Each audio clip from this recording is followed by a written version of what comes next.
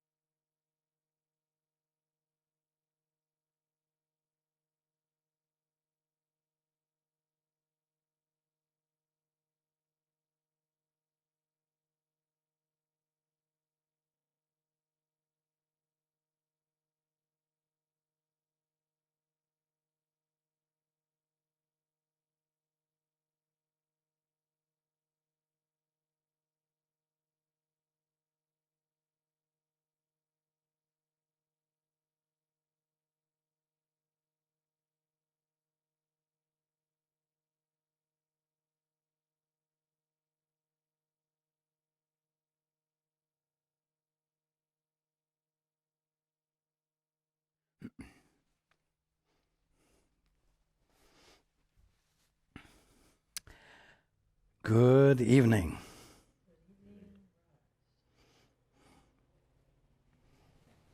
And welcome to everyone who's joining us on the internet. You know, it used to be that on Saturday morning, the day of a meeting, a study group, Paul would get up and he would, for lack of better words, keep the day holy. He would wake with the intent to keep his mind stayed on the truth, to not let his mind be distracted by, we'll say, the normal calls of daily activity. In a way, he would go into a cave and be contemplative and quiet. In honor, you might say, of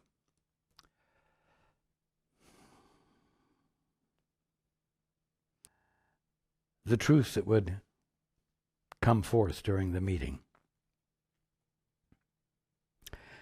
And then over the last year or so, Saturdays have become busier. Things needed to be done. Things which to him were not relevant to keeping the day holy, relevant to what might be transpiring in the evening in the study group. And he had a somewhat difficult time adjusting to that. He objected in his mind. He was not happy with the situation. And yet, as the months went by, Saturdays became busier and busier, not to mention the other days of the week. More and more, quote, distractions occurred. Until Saturdays became so full that he barely got back home in time for the meeting and barely had time to become quiet. Having to, we'll say, be with me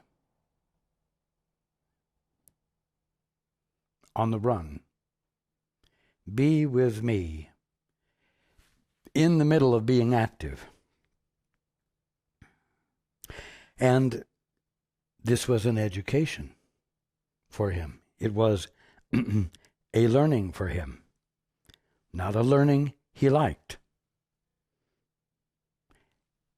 He wanted everyone else to respect the holiness of the day and the call for a holy frame of mind on that day, just as he wished to provide that attitude for that day. And everything was conspiring against his intent. But you see, the call for him, and indeed the call for all of you, is to find the holiness of the day in the activity of the day, in the activities of each day.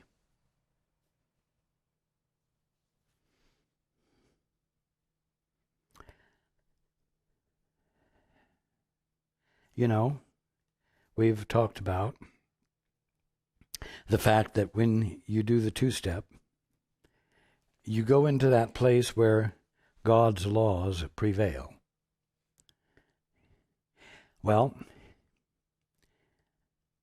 what everyone is needing to learn is that the place where God's laws prevail is in the minutiae of daily activities.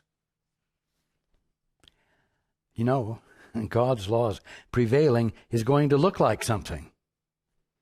God's laws prevailing are going to be manifest. Where? Well, I've said it over and over again. The only thing that's ever confronting you is the kingdom of heaven. You call it the world and universe, but that's a misperception, a misunderstanding. It is the kingdom of heaven. Where are God's laws going to prevail? Obviously, in the kingdom of heaven. And where is the kingdom of heaven? Right here. It's the only thing in your face.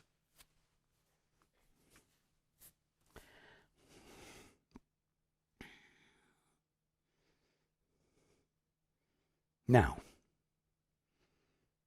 Paul and Susan, but I'm addressing all of this relative to Paul at the moment. Paul has been very busy, very occupied for the past number of months with finding a new place for the foundation to move, for the activity to move, for Paul and Susan to be and do what they do. Oh, another distraction. But you see, where is the fulfillment of God's purpose going to show up? Where is God's will going to prevail? It's going to prevail in houses, on streets, in communities. It will prevail in the driving from here to there, to look at this, to look at that. You see? And another very interesting and practical thing to learn and discover is that when you listen for the voice for truth, when you listen to the Holy Spirit, when you listen to that which is nothing more than your right mind, the guidance, the divine guidance you are going to get is going to have to do with streets and going here and looking at that and being in the place at the time where fulfillment of purpose is manifest. In other words, the minutiae of daily activities.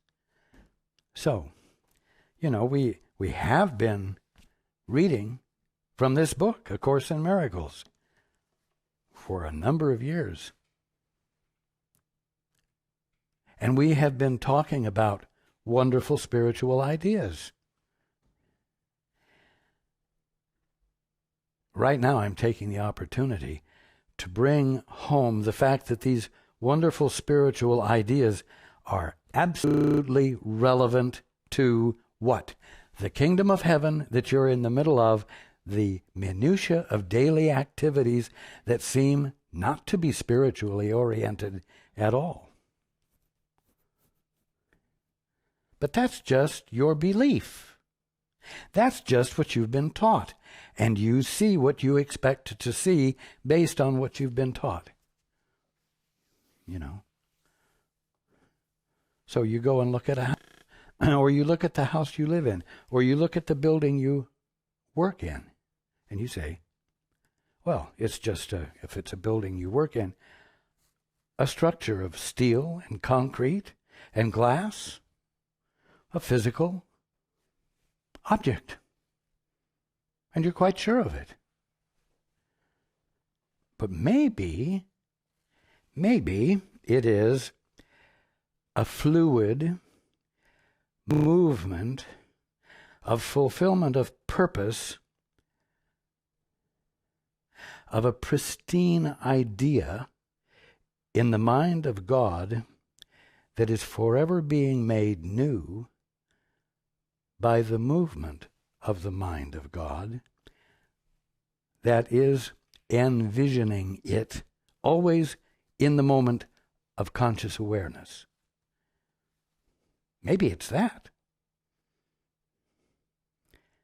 Maybe it's purely the evidence, the current evidence of a current living God. And it isn't just maybe, that is the fact. But that's not what you see because you don't believe that's what it is. And you see what you believe. And so, because you believe that the world and universe is a material world and universe, not the kingdom of heaven, then you think that the laws of God prevail not here, but somewhere else where the kingdom of heaven is.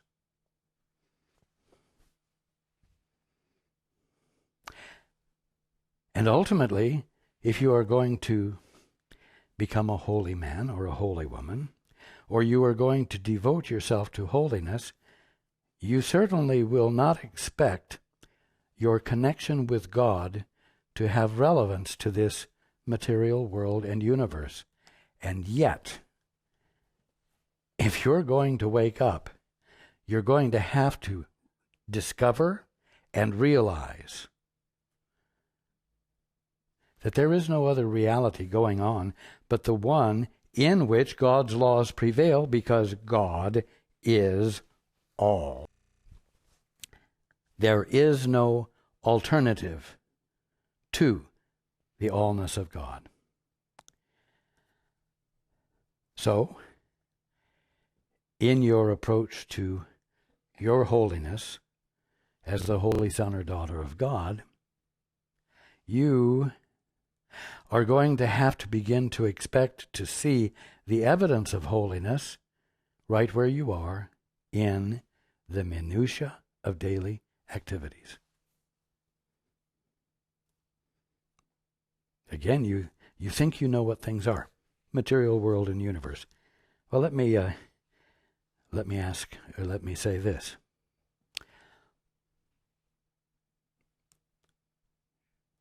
Susan and Paul, Chris and Judy, anyone associated with the work that they are doing and the activities of the Northwest Foundation for A Course in Miracles,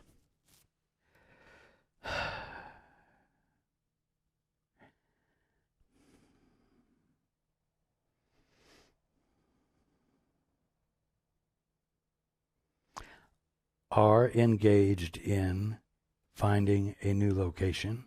A new location has been found. Steps have been taken to secure it. Offer has been made. And the offer was accepted. And we're at a point where, a week from today, the total amount needed for its purchase must be in hand.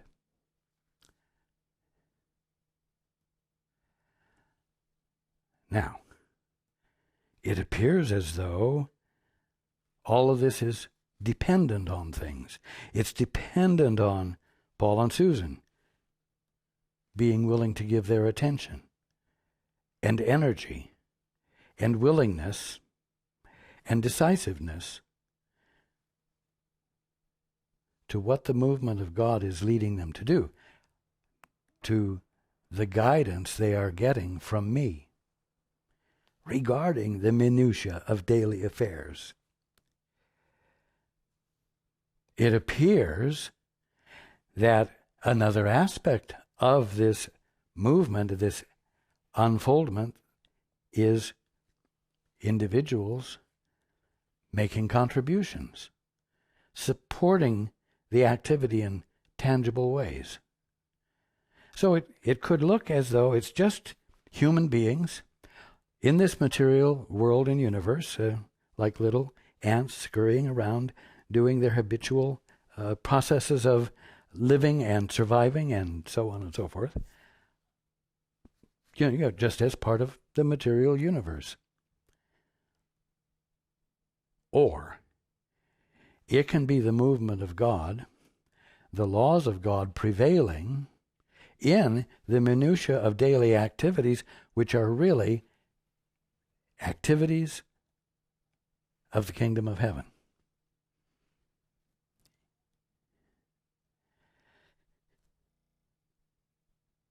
It could look as though it's dependent on individuals making contributions.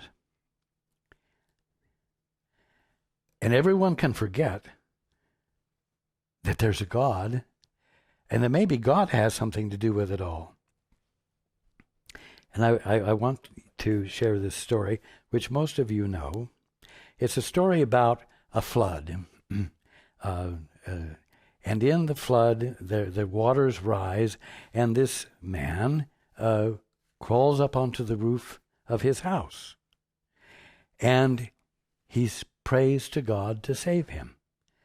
He wants to have a miracle. He wants to have the evidence of God.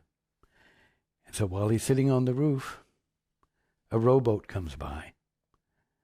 And they say, jump in, we'll take you to safety. He says, no, I'm waiting for God to save me. And time passes, and another form of help appears. And again he says, no, I'm waiting for God to save me.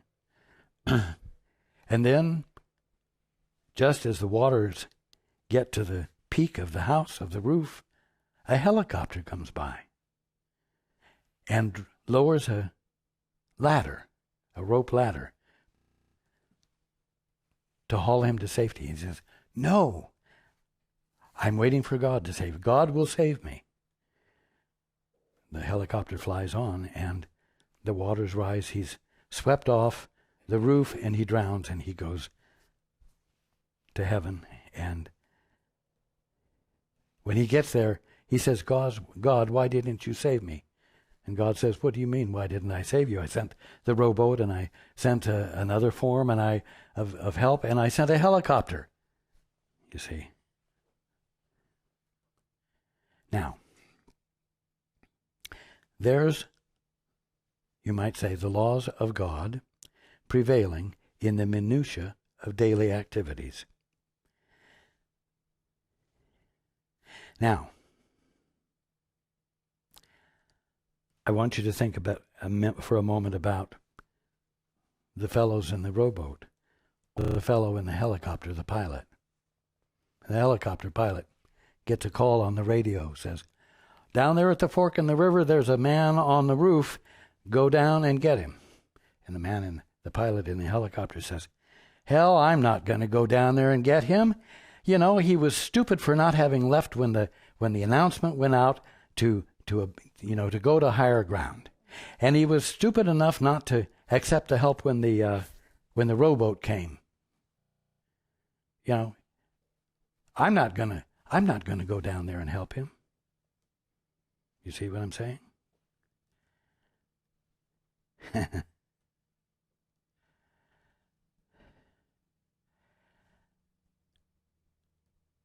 The laws of God prevailing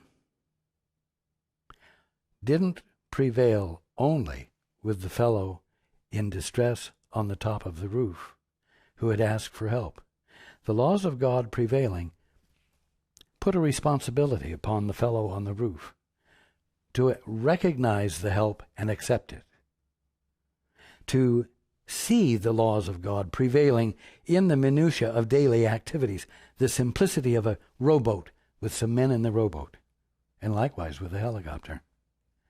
But also, the fellow in the helicopter had to be willing to cooperate with the laws of God prevailing by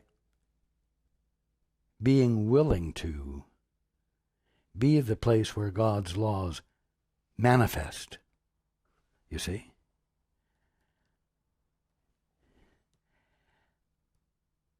If the fellow on the roof had accepted the help of the pilot in the helicopter, he would have been saved. And one could have said, well, thank God for helicopters, and thank God for a man who knows how to fly the helicopters, and so that this transpiring of events in the human condition, in the material world and universe, could occur. And one could say, God never had anything to do with it. But God's laws prevailing looks like something. And it looks like those who are helping. And it looks like those who are receiving help. And in other situations, it looks like a need existing that has an excellent purpose that requires support, and others support it. And so it looks like all the little human beings in the little anthill are circling around and bringing a little bit of money here and from that place to this place, and all this little, material activity is going on, all manifesting the fight for survival of life, you see. Material, world, and universe. When that's not the only way to look at it. In fact, the necessity is to be able to recognize God moving in and as everything. You see? Paul, Susan, Judy, Chris, everyone who in any way participates in bringing forth these activities that the foundation is engaged in, making them available to everyone. Because someone is listening to guidance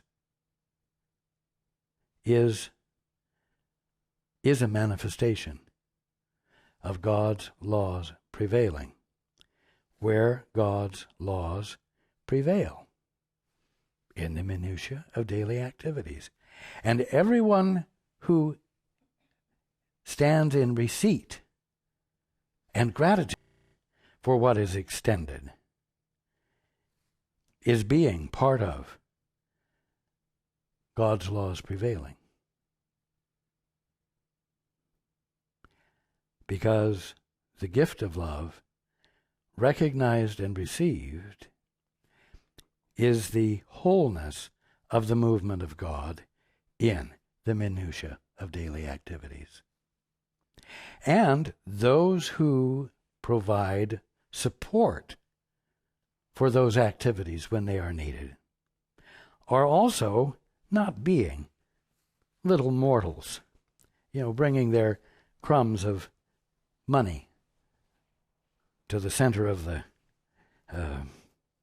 nest. They are the will of God prevailing and manifesting the fulfillment of God's purpose. Absolutely everyone and everything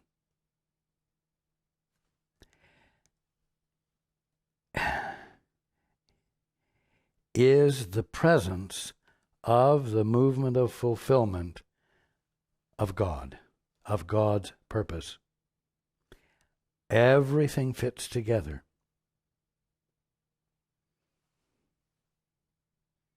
Everything fits together.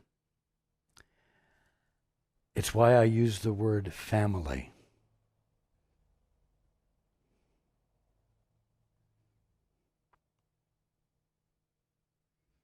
Because the movement of God into expression, which is the self-expression of God, manifests as the sons and daughters of God, every single one of you, as well as every single thing in creation. And it is a bonded, infinite manifestation that is not in bondage to anything, but is, because it is the evidence of God's laws prevailing, the infinite expression or manifestation of fulfillment of purpose that does not originate in a puny, pea-picking little mind called an ego of a bunch of little bodies running around that has a brain in its head that somehow is able to express life and intelligence.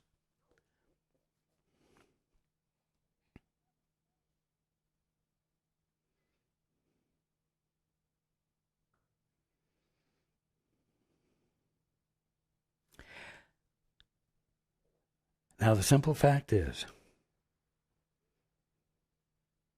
that if you're confronted by nothing other than the kingdom of heaven, if nothing other than the kingdom of heaven is available to you to experience, even though you can call it anything you want and you can imagine it to be anything you want it to be,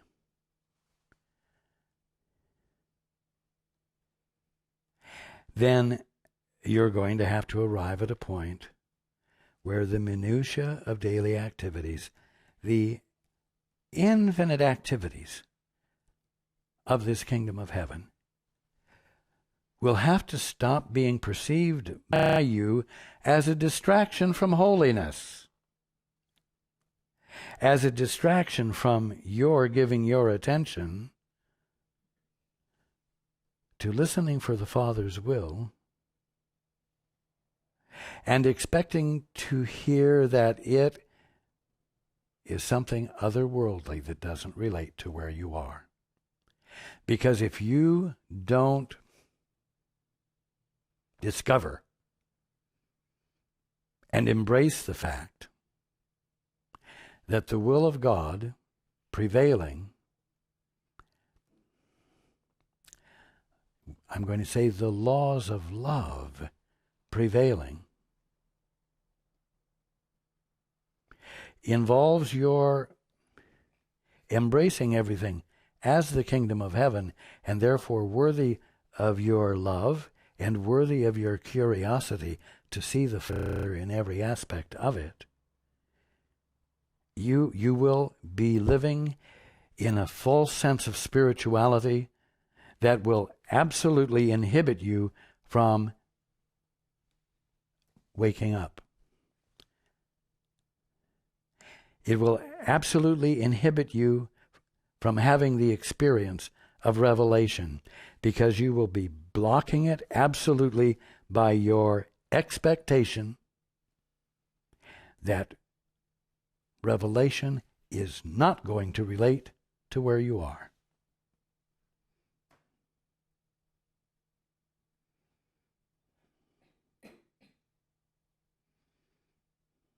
Now,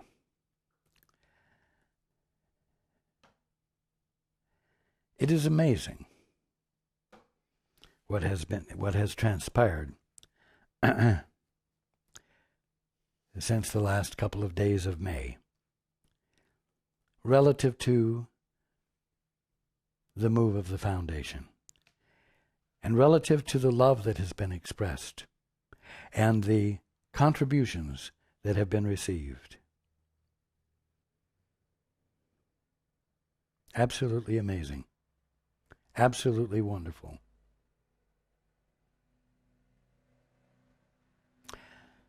And everyone seems to be faced with, if you care about what's happening regarding this move, everyone seems to be faced with a deadline a week from today. A deadline that calls for action. Well, you know what? If you see yourself as a little piss ant in the anthill that must bring home the food, the goodies, the nourishment to the center of the nest and get a contribution in, you'll be missing the point. Because, it wasn't a helicopter pilot that would have saved the fellow, and it wasn't the men in a rowboat that would have saved the fellow on the roof. It would have been God and God's laws prevailing in the minutiae of daily activities that would have saved him. You see? So, let's drop the idea that you as some pissant mortal have some sort of a responsibility to fulfill. And instead, do the two-step. Ask God, what is the truth here? What is going on? How will your laws prevailing look? What will they appear to be? Because when you do the two-step and you shut up your thinking and you abandon privacy and you say, Father, what is the truth here? What do I need to know? You move into the place where God's laws not only prevail, but God's laws manifest to you as the awareness of what is appropriate for you.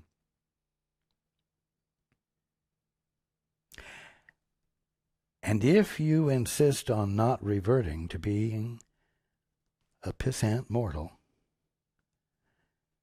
and instead insist on behaving like a holy son or daughter of God, you will listen and you will act. And what you will hear and what you will do will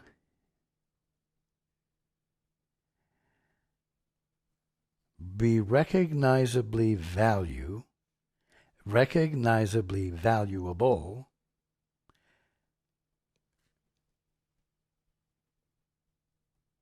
in the midst of the minutiae of daily activities. Now, I'm not telling you what that's going to be. It could be you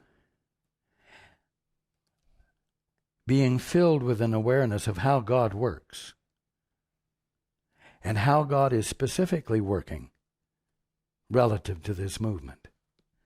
For example, you might find yourself realizing that God doesn't do things part way. That God's movement is a fulfillment of purpose, not an almost fulfillment of purpose. Someone Paul knows has on her voicemail message, "You have almost reached me." Well, fulfillment is not something that is almost reached. The word fulfillment means completion, means wholeness. And so you may be filled with the undeniable experience of the fact that relative to this movement from one location to the other, and relative to the movement of the means to pay for it, to arrive where it's needed, is not something that will be almost met, but one that must be fully wholized, fully realized, and something that, for example, next Saturday, everyone can fully rejoice in the completion of. Someone else may indeed find themselves led to make a contribution.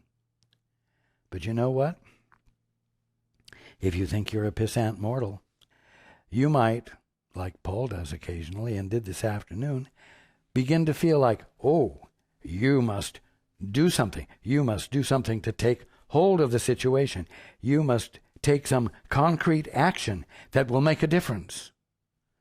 And do it without ever doing the two-step, and without ever going to the place where God's laws prevail, so that you might experience the meaning of the fact that God's laws prevail, and thus act in harmony with it. You know, something that I am teaching everyone, and have been for the last few weeks, is that guidance relates to the minutiae of daily activities.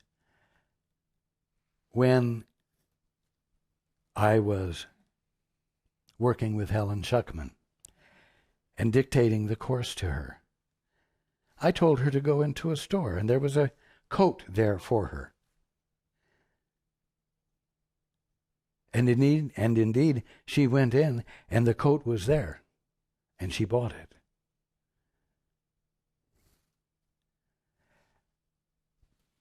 That event has been minimized, saying, well, that was a special accommodation to Helen, but doesn't really reflect the true nature of spiritual guidance or atonement.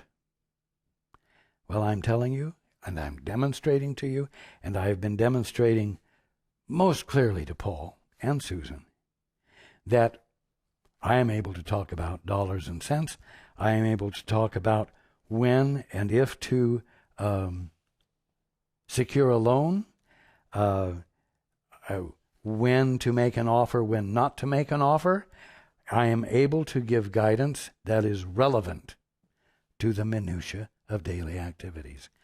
And I'm doing it, and Paul feels like he's doing it in front of everyone, but I'm doing it in your presence so that you might learn to listen for guidance in a new way, so that you aren't off on some cloud nine, airy-fairy, irrelevant spiritual path.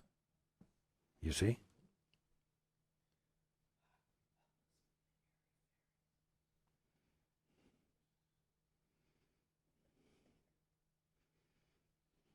Now, I am going very clear. As spiritual guidance is, I was going to say is inclined to be, but as spiritual guidance actually is, when you reach out for the Holy Spirit or your guide. And I'm going to point out that there is a need. The need is that the full balance needs to be in hand by next Saturday. We'll say by next Friday. So that the property does not go back on the open real estate market. That is the need. Why do I bring it up? Because you need to know where to bring your attention to. You need to know what it is that you need to be asking the Holy Spirit about.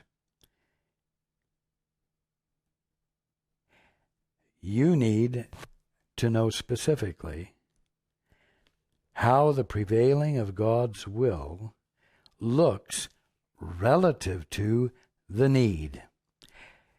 And this is the case whether it's a physical need you have, whether it's a relationship need you have, wherever needs are. You see? This is just practice. So that you approach the minutiae of daily activities in a new way which leads irrevocably to healing or the resolution of the need, because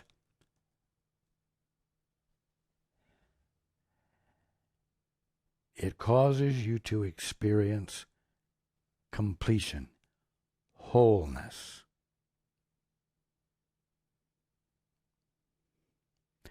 And the joy that comes from your not being at odds with the Father in any way any longer.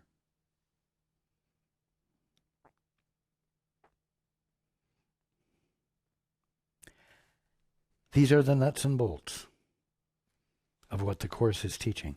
These are the nuts and bolts of waking up. These are the practicalities of spirituality, which perhaps you didn't think there were. Perhaps you didn't think that spirituality had practicalities, but lifted you above practicalities.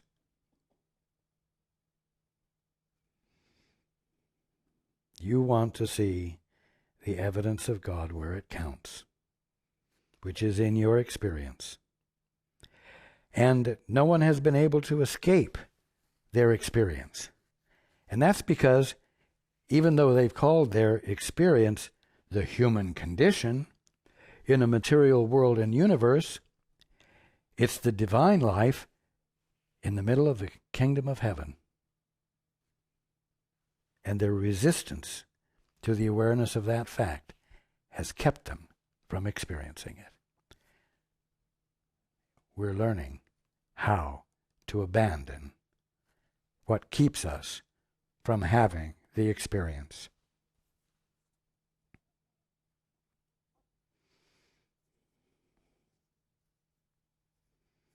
Maybe it stretches you. Paul certainly feels stretched. Susan certainly feels stretched. But the stretch is worth it because it pulls you out of the rut of your revered ignorance, which you're reluctant to let go of.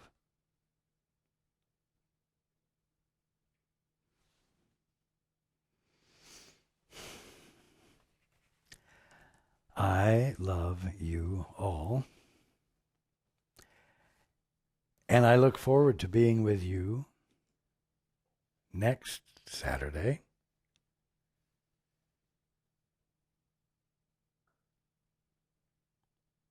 so that we might rejoice together.